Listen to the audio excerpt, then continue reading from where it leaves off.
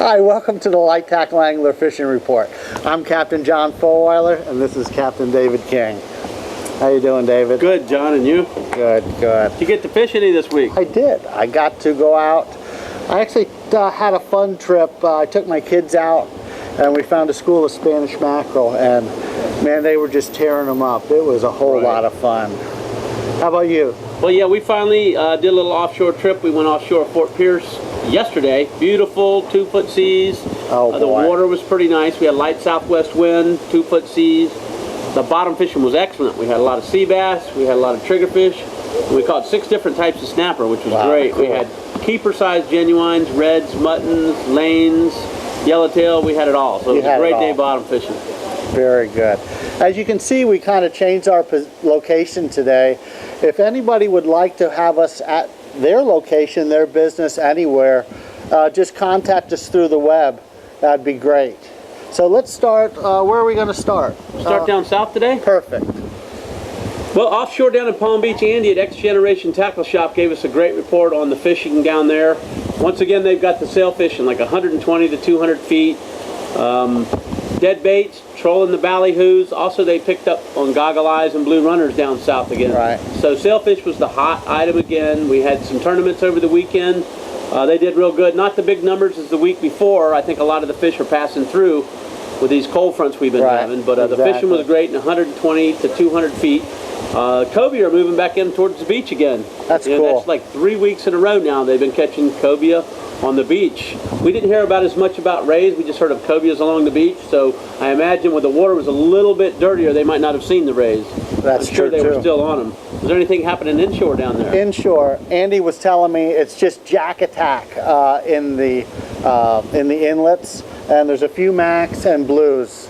That's pretty much everywhere. Is the macs are really strong. Right. Everywhere that we've talked to. But let's move into Jupiter, the offshore. Yeah, Jupiter, the sail fishing has slowed down a little bit.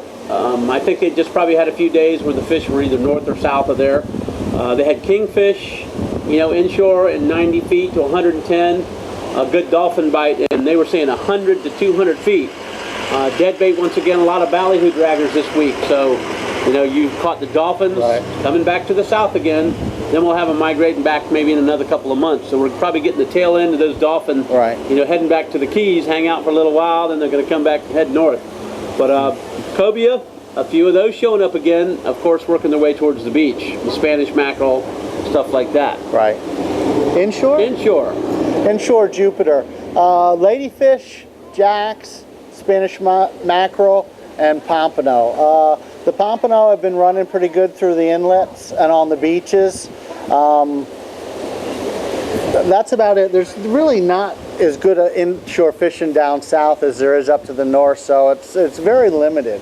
I don't think the amount of grass flats that's have what there it is versus what we have here. Absolutely. And plus, there's a bigger population in a smaller area, which reduces your grass flats. Yes. Versus your shorelines too. Exactly. So let's try Stewart offshore. Stewart offshore. We heard the same things from the head boats down there. They caught good bottom fish, lots of lane snapper once again, which should be a staple through March, maybe even April with that cooler water. We're hearing from 3 and 4 pound lanes, which is great lanes. That's great, yes. Yellowtails, snapper bite, triggerfish, sea bass. I didn't hear much on the grouper once again, but that could be a hit and miss thing.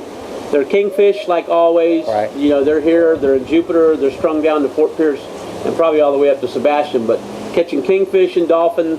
Once again, the sailfish a little bit slower than the week before where they had those record catches for that tournament. So offshore, it was a good fishing weekend, but not quite what it was the weekend before. Right, exactly. How'd they do inshore? It was a little bit warmer this week too, and I think the sailfish have a temp that they like. Yeah, and it wasn't. And it wasn't, exactly. Yeah. Inshore, John B's Fly and Light Tackle, he said the pompano in the Stewart area are just tremendous. He said he has a super double secret gold jig that he has there, and it's just been killing him. Only at his place. Only at his place, and he wouldn't tell us what it was, so you have to go there and get it. But it's double secret. Top secret. Right.